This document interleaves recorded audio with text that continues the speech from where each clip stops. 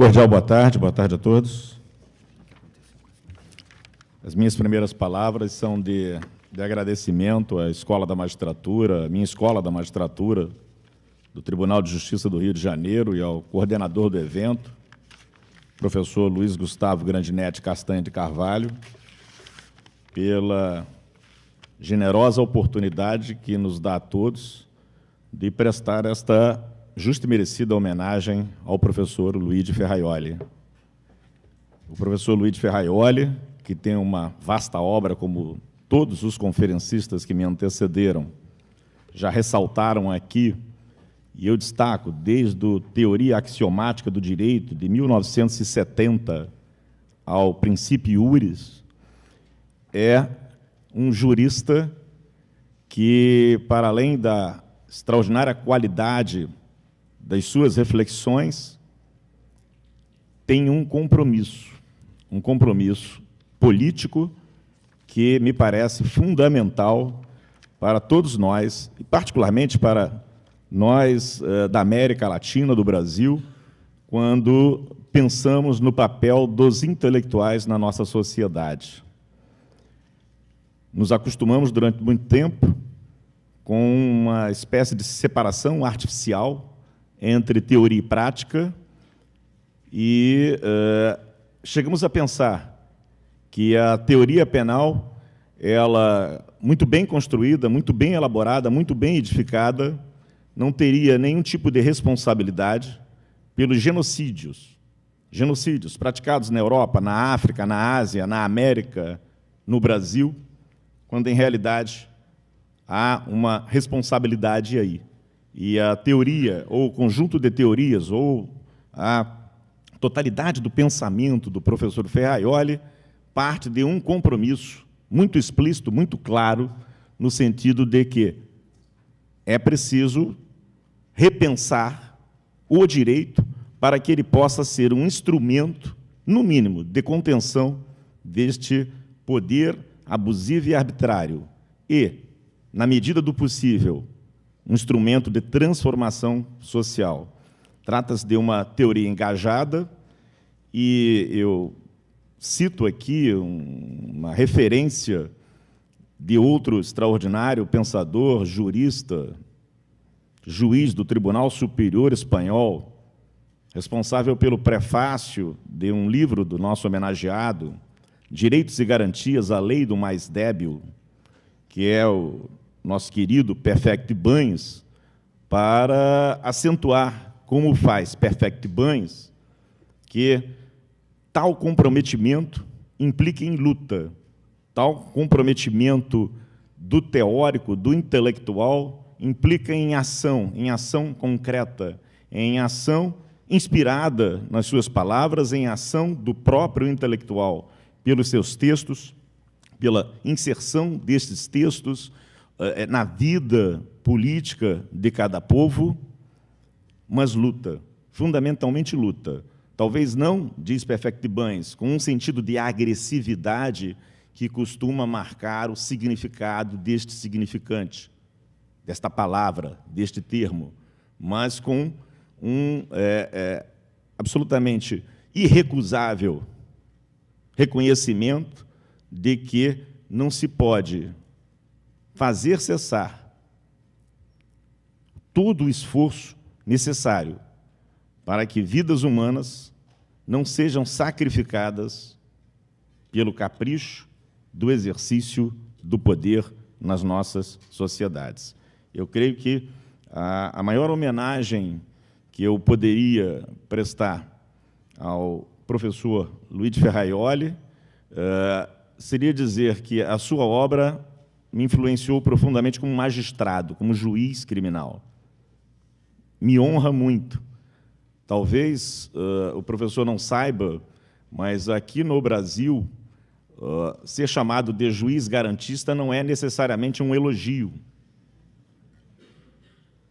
É algo que se cola como uma etiqueta negativa à atuação dos magistrados e é comparável à figura de alguém que assume o compromisso de proteger criminosos, bandidos e, desta maneira, contribuir para a difusão de um sentimento de impunidade e de insegurança.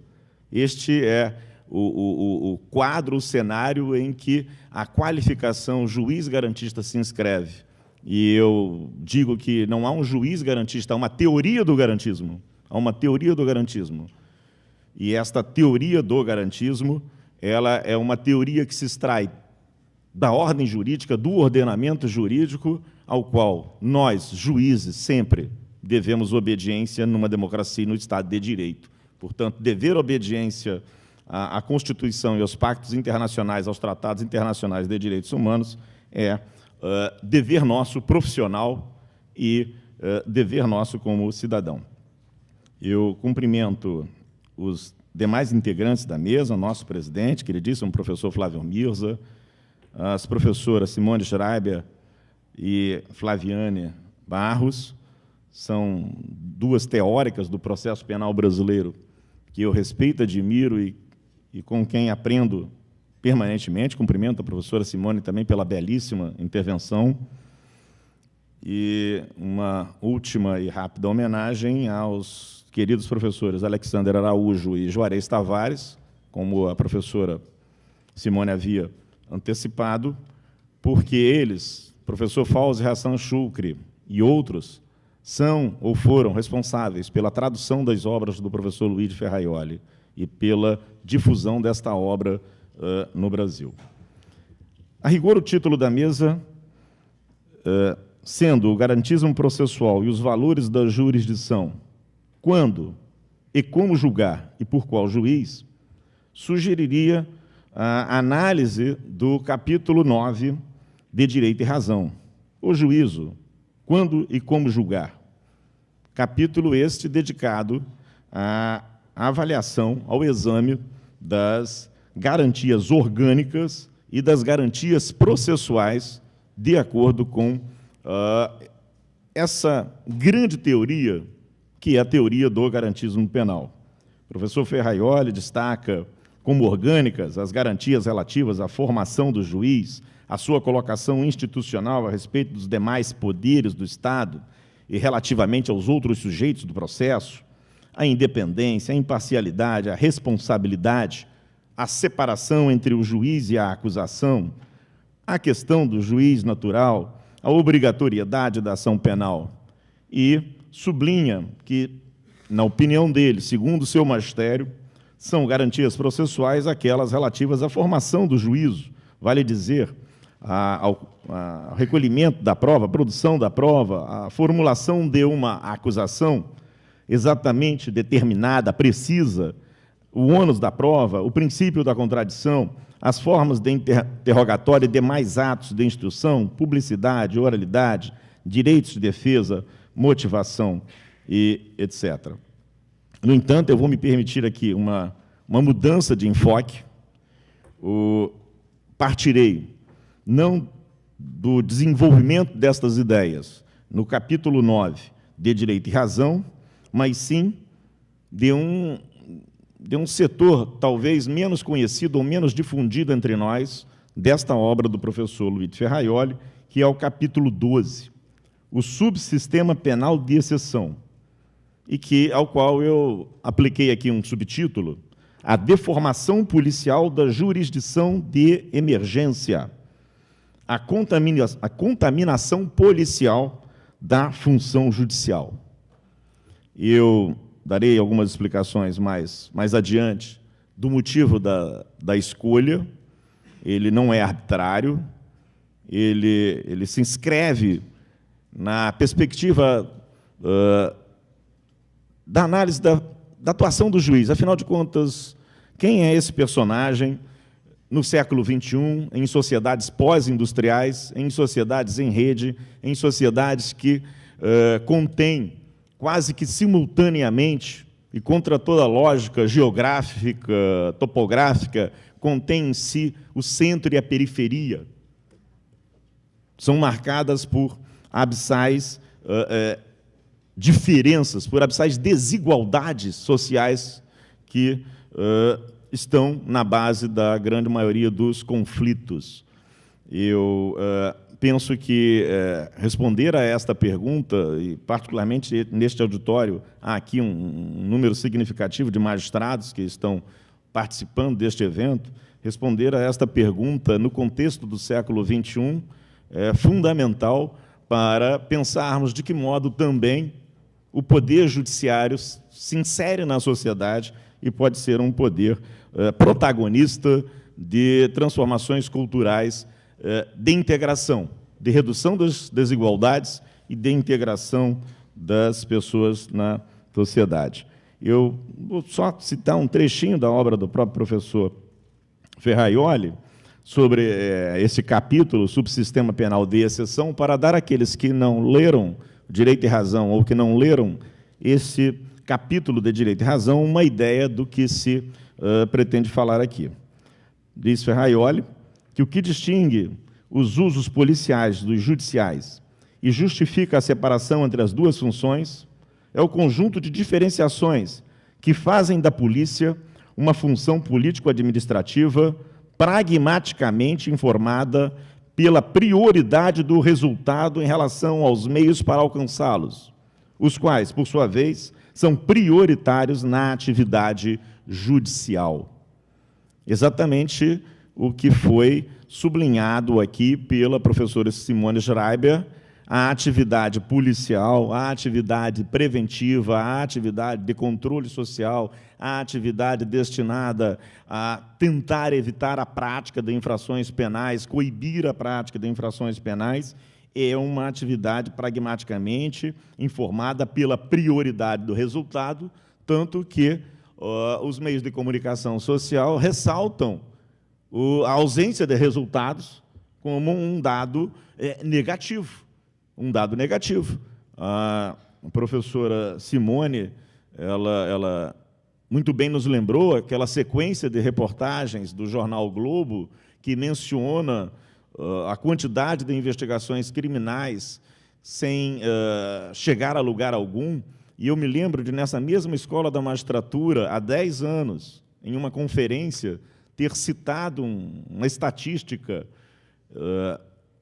que foi elaborada a pedido do Tribunal de Justiça, exclusivamente em relação ao município do Rio de Janeiro, e que apontava, no ano anterior, 2 anos antes, um total de 190 mil investigações criminais instauradas em todo o Grande Rio, região metropolitana, Rio de Janeiro, Baixada Fluminense, aos quais corresponderam, das 193 mil investigações instauradas em um ano, aos quais corresponderam, professora Simone, 3 mil processos.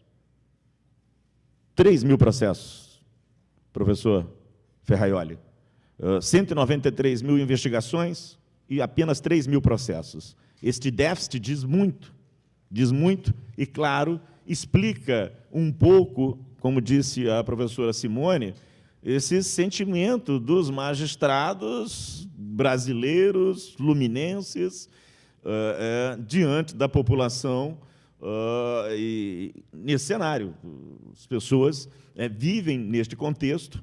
No entanto, diz Ferraioli que isso não justifica que o magistrado inverta os polos e passe a ser ele, efetivamente, o investigador. Então, a linha geral da minha fala girará em torno dessa deformação da atividade jurisdicional, mas muito menos em um sentido de crítica ou de cobrar uma passividade do magistrado, e muito mais a partir de uma concepção teórica minha a respeito de um arranjo político que se reflete juridicamente, que se reflete nos sistemas de justiça criminal e que nos obriga, com esta experiência concreta, a pensar a partir de outros modelos. Então, eu dividi a minha sustentação em uma parte 1, muito rapidamente, mencionando sistemas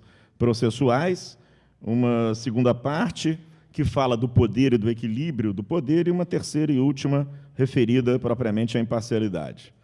Sobre sistemas processuais, porque eu decidi, ainda que em 2, 3 minutos, citar o tema.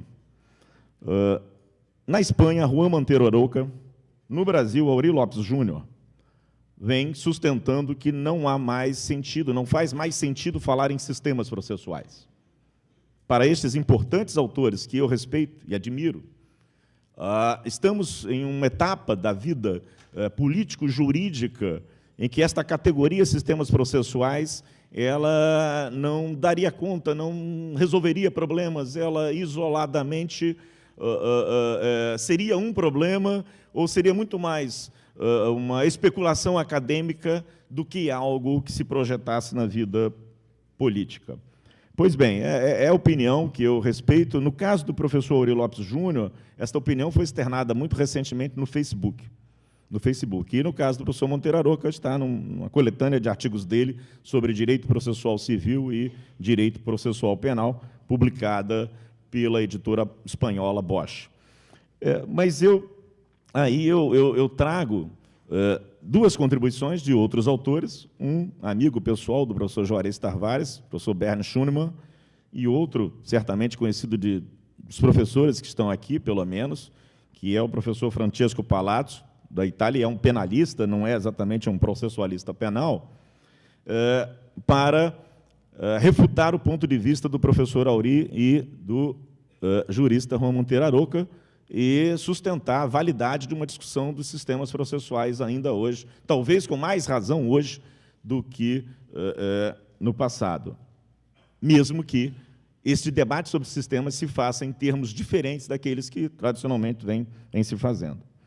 Diz Schunemann que a concreta antecipação dos momentos decisivos da causa penal para a investigação criminal, cuja origem nas últimas 4 décadas está localizada no processo penal de emergência, recupera a lógica e os procedimentos inquisitoriais que, aparentemente, o processo penal alemão abandonara na Europa há 200 anos. Este texto de Bernd Schunemann está publicado em um livro da editora Marcial Pons, que está disponível aí fora, livro este em homenagem ao professor Juarez Tavares. E neste texto, neste trecho do livro, nesse trecho do texto de Schunemann, o que ele nos diz é o seguinte: enquanto a teoria processual penal se preocupa muito com o processo penal de conhecimento, um processo penal que formalmente se inicia com uma acusação, o acusado é chamado a se defender, as provas são produzidas e uma sentença ao final é emitida, definindo responsabilidades penais, a prática tem mostrado, na Alemanha, e eu repito, e eu acentuo, também no Brasil, em todos os lugares, que a definição de responsabilidades penais não tem se dado com prioridade, pelo menos no que concerne à aplicação de medidas altamente invasivas e destruidoras das liberdades públicas no próprio processo penal, mas sim antecipadamente nas investigações criminais. A definição de responsabilidades, a aplicação do castigo contra a presunção de inocência, professora Simone, em uma espécie de estratégia para burlar os obstáculos que a presunção de inocência impõe ao castigo antecipado, esta forma de fazer valer o poder cada vez mais se revela muito antes do processo e, às vezes, dispensa o processo. E, entre nós, como alguns dos senhores sabem, o projeto de Código de Processo Penal prevê, está lá, tratado no projeto que está na Câmara dos Deputados, dispensando até mesmo o próprio processo, castigando sem processo.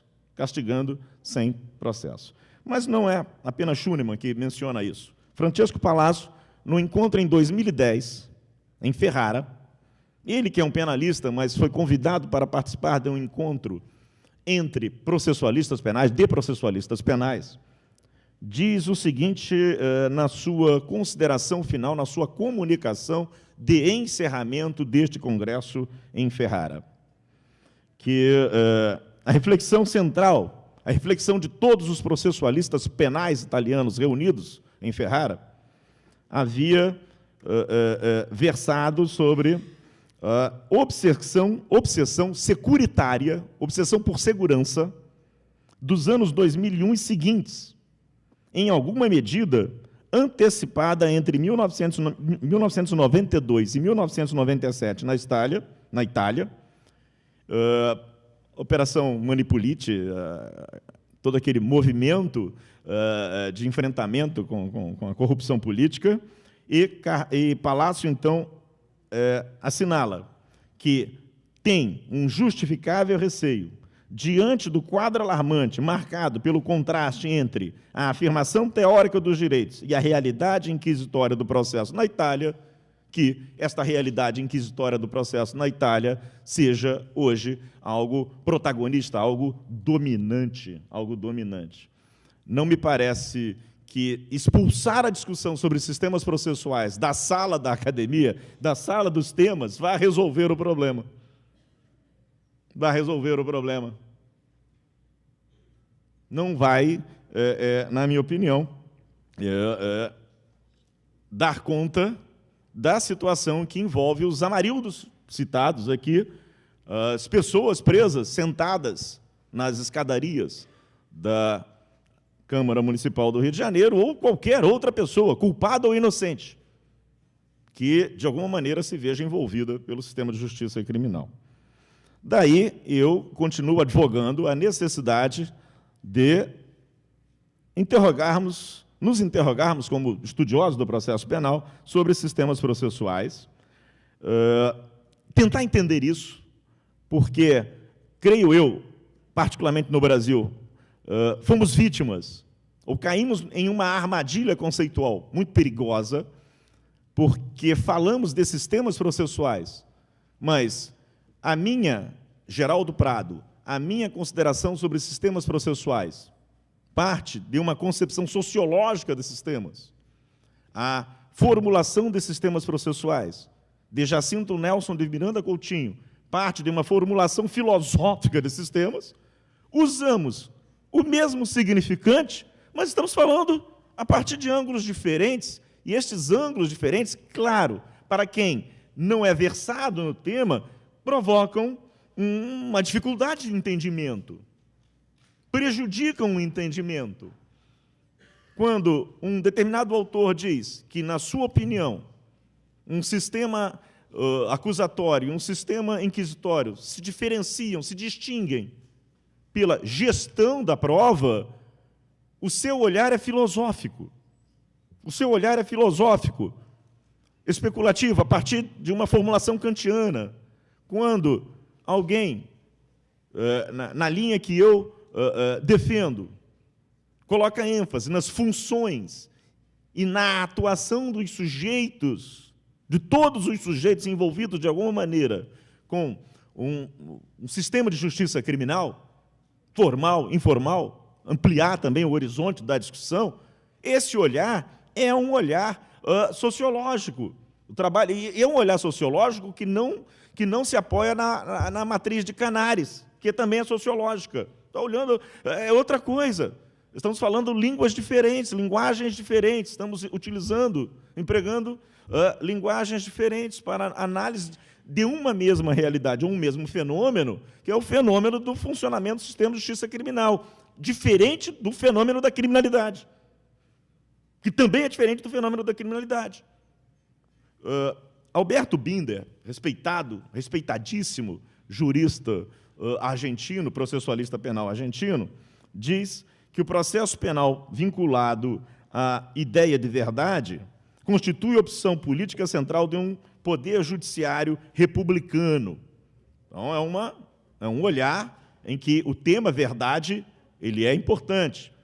Mas eu digo, além disso, há outras questões que são importantes, que se situam neste perímetro temático dos sistemas e que não estão necessariamente relacionadas à busca da verdade. Como vimos no trecho do documentário Juízo, exibido pela professora Simone Schreiber, a preocupação principal da magistrada era descobrir a verdade, ou, pelo menos, aquela que sustentava o seu discurso e o seu modo de atuar.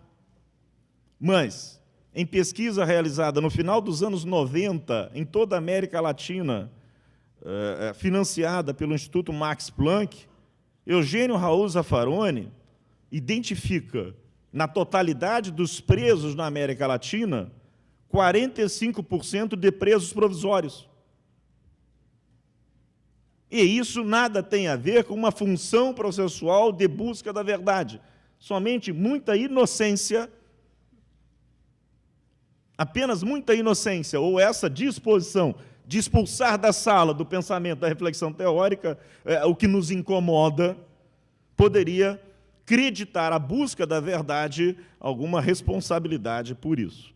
Então, eu tenho trabalhado, e aí a segunda parte da minha fala, com a categoria da aglomeração quântica de poder.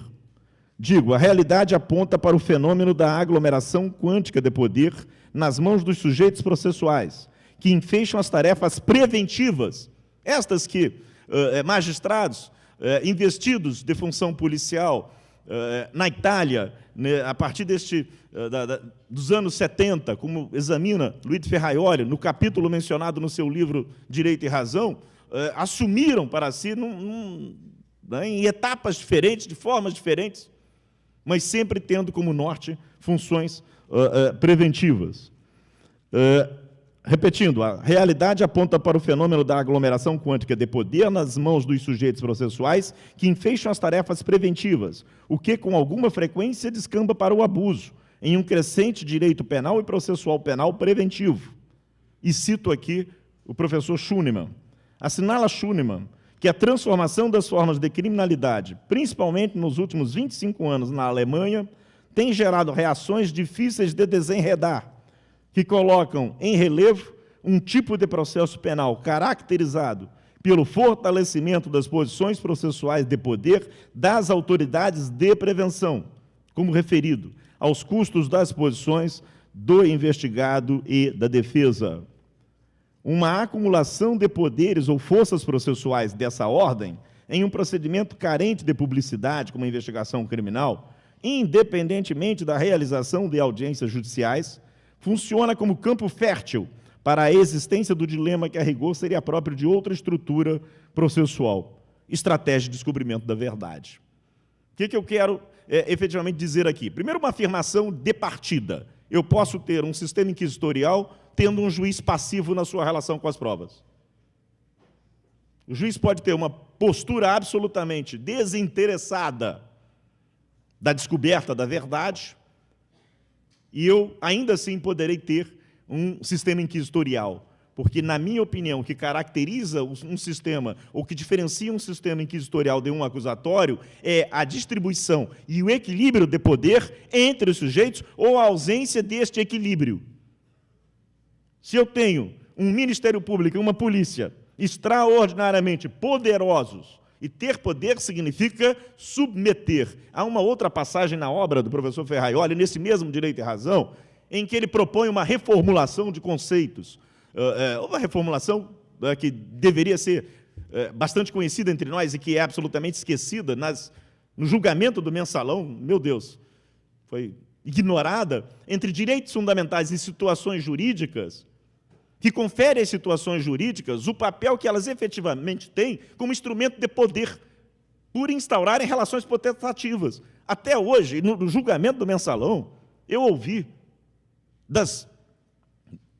dos ministros, com todo respeito aos ministros, com o maior carinho e respeito aos ministros, independentemente de estarem acolhendo ou refutando a tese acusatória, a referência à distribuição do ônus da prova de Hélio Tornag, com base num conceito de situação jurídica que o professor Ferraioli diz, lá no século XIX já era difícil de ser explicado. No século XIX era difícil de ser explicado. No século XX é inaceitável porque não corresponde à organização político-jurídica dos Estados. Eu não posso sair aplicando definições, eu não posso definir um microfone como um livro, porque esta definição não adere à realidade. Ela não adere à realidade. E situações jurídicas de poder fazem parte de um conjunto de forças que Se não forem controladas, professora Simone, dispensa o processo para punição, porque elas são um instrumento da própria punição. Aí alguma dificuldade de entender, mas por que a defesa pode ter determinadas prerrogativas no processo e a acusação não? Porque a acusação está numa posição de situação jurídica e a defesa na posição de defesa dos direitos fundamentais, que estruturalmente são elementos de controle da situação jurídica de poder. Mas isso não é uma invenção. O professor Ferraioli não inventou nada, ele sistematizou, ele olha para as constituições e pactos e diz, olha, se nós estamos levando a sério constituições e pactos, se aquilo ali não é uma obra de ficção, sei lá, João e Maria do direito, é algo sério, portanto, temos que extrair as consequências disso na formulação das categorias com as quais nós trabalhamos. Porque basta, e nisso eu concordo com o professor Auri Lopes Júnior, basta você mudar o inquisidor que desarranja mentalmente a capacidade do teórico de enxergar as coisas. Só para dar um exemplo clássico disso, o emprego, foi falado também pela professora Simone, interceptação das... Classificação, métodos ocultos da investigação. Já deve chamar a atenção a expressão método oculto. Bom, a investigação já não é as claras, né? Método oculto, reforçando o oculto da investigação, tem que ser algo que produza um efeito, o jurista tem que acordar. Métodos ocultos da investigação. Aí está lá, interceptação das comunicações telefônicas, interceptação das comunicações de dados e telemáticas. Todo mundo se relaciona hoje no mundo virtual. Estamos no mundo virtual e este mundo virtual está provado. Esse mundo virtual é altamente devassável. Quer dizer, além de devassável, querem usar contra nós. Porque o Nemo Tenetum não funciona nesse esquema. Ele é ineficaz neste esquema. E as prisões cautelares, particularmente as prisões cautelares de longa duração, que, me perdoe o professor Lênin Streck, uma prisão cautelar de 162 dias, nem no Rio Grande do Sul. Nem no Rio Grande do Sul. Se ele me trouxer, como regra, prisões cautelares de 162 dias, eu não tenho problema. Poxa vida, eu estou com Raul Seixas, mudo de opinião fácil, não tem problema. Mas não tem isso, essa não é a realidade. Essa não é a realidade. Não é a realidade dita por quem? Pelo Conselho Nacional de Justiça nas suas estatísticas. Não é a realidade dita por inúmeras pesquisas que nós conduzimos, que apontam estados, e aí eu cumprimento o professor Túlio, que apontam estados que têm mais de 50% de presos provisórios. Matematicamente, isso é impossível, professora Flaviane. Por quê? Os presos definitivos não estão presos por um dia. Eles ficam presos por um tempo de cumprimento da pena. Então, eu tenho uma estabilidade do número dos presos definitivos. E tenho uma rotatividade dos presos provisórios. Se eu tenho uma rotatividade dos presos provisórios, e se eu não fugir às aulas de matemática, esses mais de 50% de presos provisórios, na realidade, representam quase 90% de presos provisórios. Como ter isso em um regime regulado pela presunção de inocência? A única maneira é imaginar que basta a prisão provisória como resposta penal, mesmo que eu os absolva. Ou, entram, eu vou caminhando para o fim da minha exposição para não cansá-los mais ainda, mesmo que aplique medidas substitutivas, suspensão condicional do processo, transação penal, penas alternativas, o castigo já terá sido dado. O castigo já terá sido dado. E para nós, que viemos de uma escola crítica, a convergência do pensamento criminológico com o pensamento processual penal, com o pensamento penal, é fundamental. É fundamental. Às vezes, algumas pessoas ficam achando, poxa, certos professores são chatos com essa distinção entre processo penal e processo civil, com negar a história de uma teoria unitária do processo. Tenho absolutamente nada contra o EJA, com quem pense o contrário. Eu só tenho tudo a favor da cidadania e do cidadão. Então, eu não posso usar uma forma de raciocinar que, ao encobrir a realidade, nos impede de ver que mais de 90% das pessoas que estão presas nesse país estão presas em caráter provisório.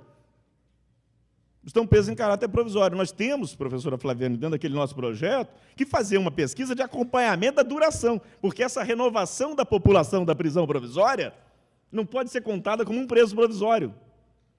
Eu não posso contar como um preso provisório o preso do dia 31 de dezembro de 2013.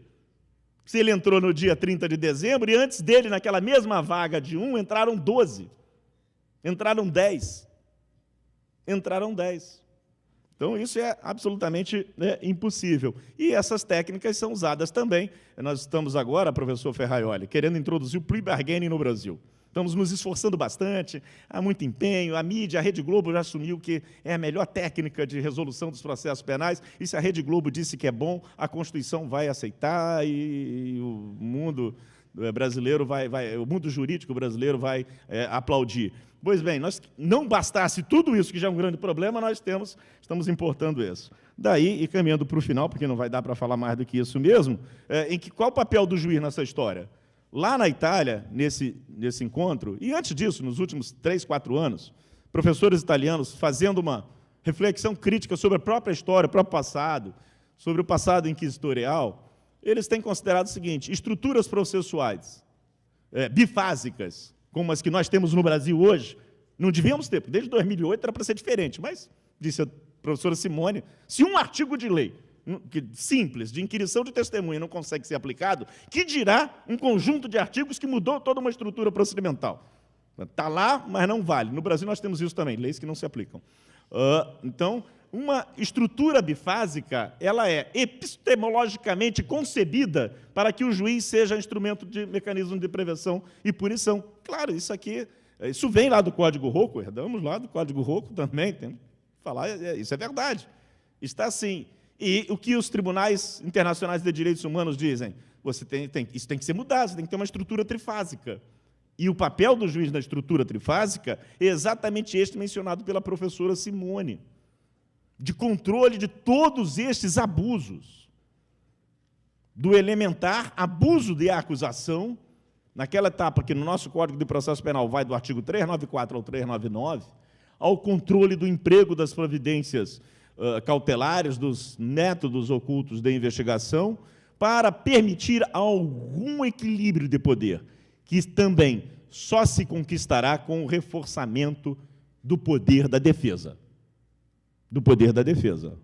Sem isso, é algo que a coisa não funciona. Então, o nosso juiz, muito mais do que imparcial, que significa não gerir interesses dentro do processo, não ter interesse para ser um gestor dele dentro do processo, ele precisa ser um juiz ativo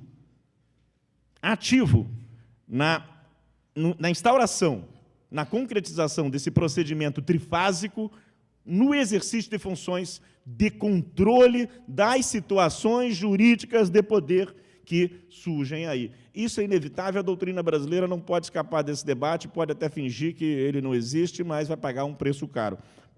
Um preço caro que está aí, né? Falei, todo mundo falou, é o preço caro dos amarildos da vida, que podem estar em qualquer estrato social, em qualquer lugar desse país. Uma fala dessa natureza, minha, ela é chatíssima, e eu peço desculpas a todos, mas eu não sei mais fazer falas que não sejam muito chatas.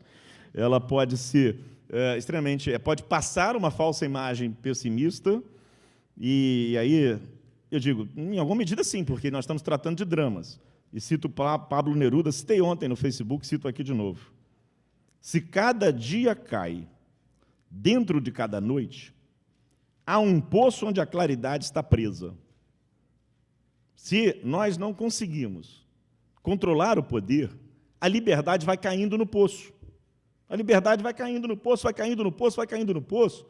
Mas a minha expectativa, e acredito de todos nós, é que ela não desapareça no poço, ela está presa no poço. Nós precisamos libertá-la do poço.